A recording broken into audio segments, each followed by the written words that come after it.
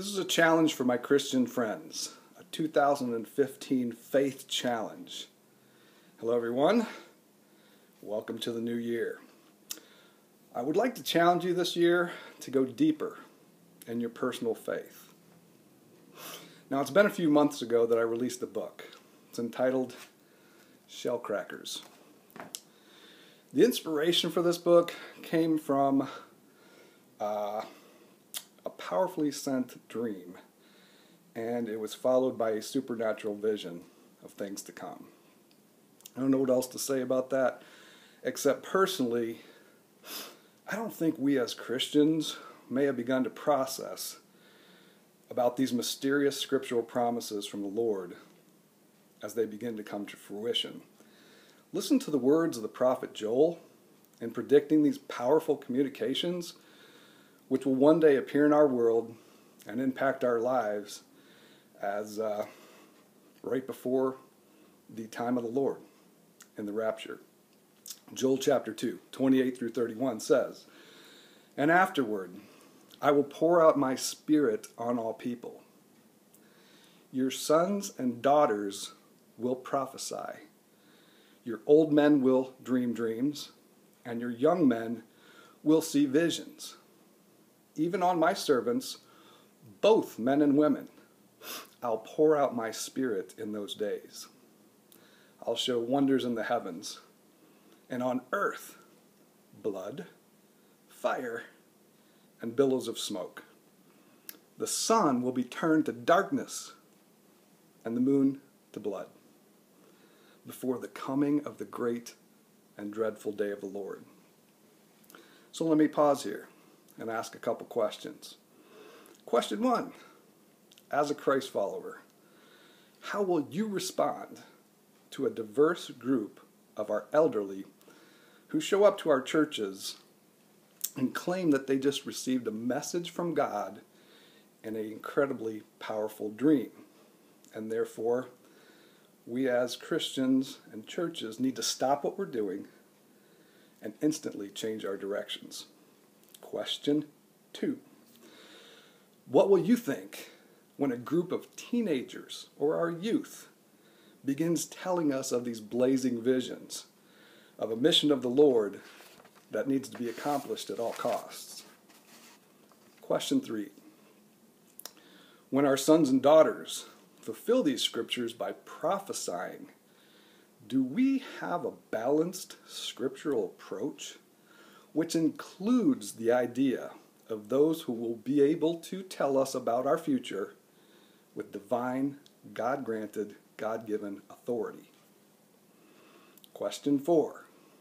Can you see our dilemma? We as Christians must either believe that the Bible is false in these regards, or we must be prepared to listen to our God when He fulfills these promises, His promises, when He sends these immense, infinite, powerful, supernatural messages. So as concisely as I can, here's the divine message that God demonstrated to me and then backed it up with connecting those to the Holy Scriptures. I think you'll see that no one could be this smart, and only God Himself could define and clarify these things. So in the end, God will do this. He will prove that only God alone was God, and man was simply man. And some of our theories about these things will be shown to be slightly in error. Here's the thought.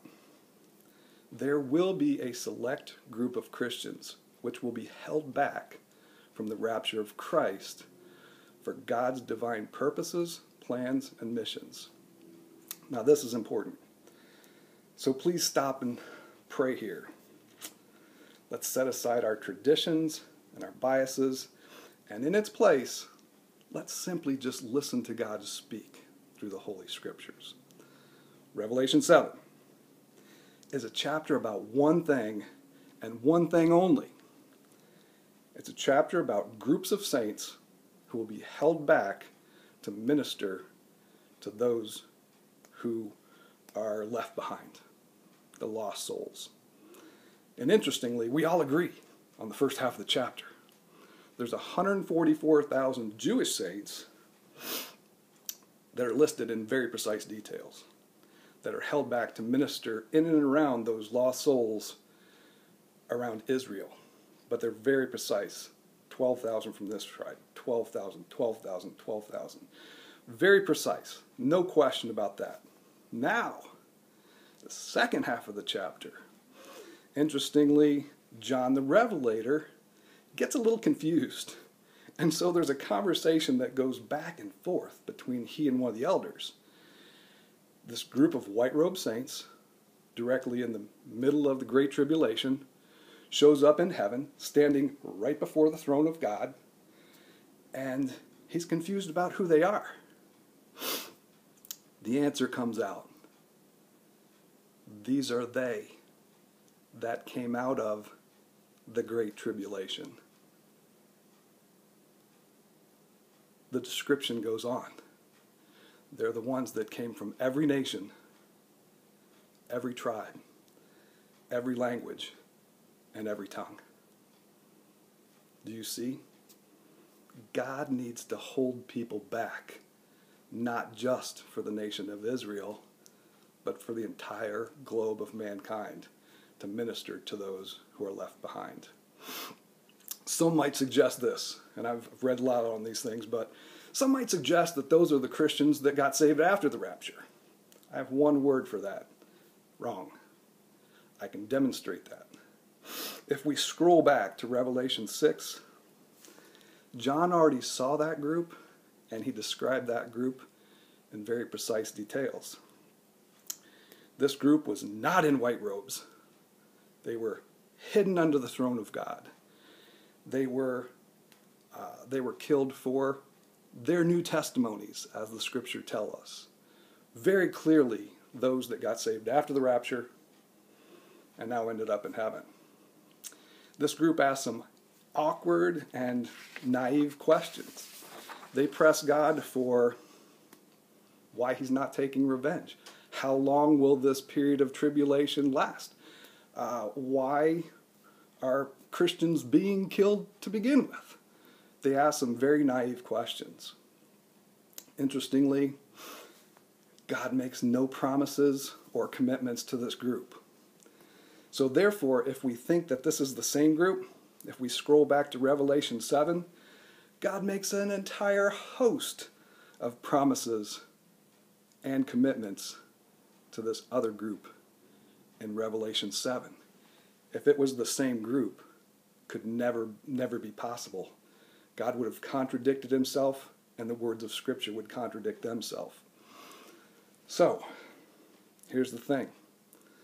By now, you've probably been able to process the idea that shell crackers can be an awesome adventure in taking your faith to places that you may never have dreamed possible. No pun intended, okay? Totally pun intended. So here's my challenge to you. The 2015 Shell Cracker Challenge. Read shell crackers.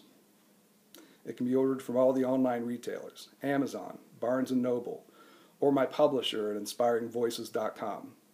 Or simply just send me a private message with an address, and I'll send you a signed, discounted copy for $10 a piece. And as always, my friends here in our faith community, I'd ask you to pass this vital information along, because as these things move forward, these will become critically important messages as God continues to move forward in fulfilling everything he intends to accomplish. As Christians, we all have a mission in life. Thanks for allowing me to share part of mine. And God bless you and yours. Blessings to you, my friends, in 2015. The challenge is on, and let's see who takes me up on it. Thanks.